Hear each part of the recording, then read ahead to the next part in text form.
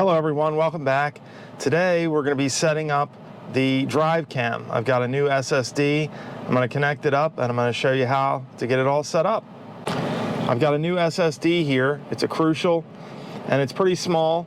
It'll fit in the center console pretty nicely and fit behind the elastic strap. I'll show you in a minute how I put it in, but we're just going to set this up real quick and show you how it works. So here's what we have, folks, just to give you an idea of the size of it. It's pretty small. So what we're going to do is I'm going to stick it here in the center console. I'm going to put it right behind this elastic strap to kind of hold it in place so it doesn't move all around.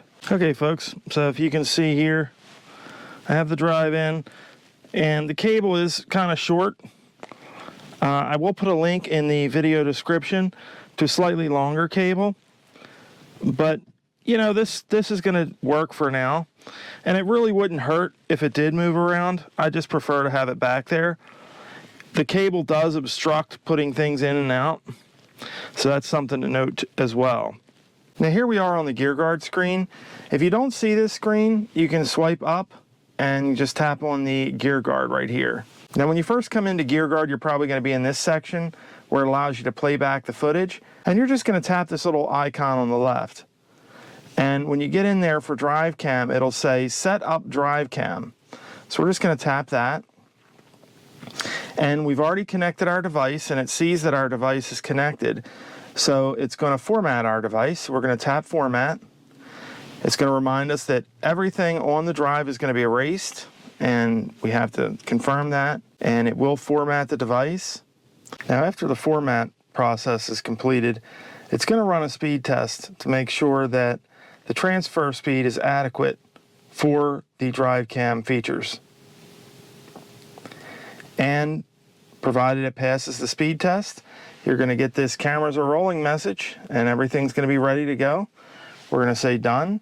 And now you can see that it detects our device. And anytime you remove the device from the truck, you're going to want to tap this eject button in here before you do so. That ensures that you're able to safely remove the device. Otherwise, you may get some corruption, because anytime you're in the truck, it is actively recording the cameras. And what the eject feature does is it stops that recording so you can safely remove the drive.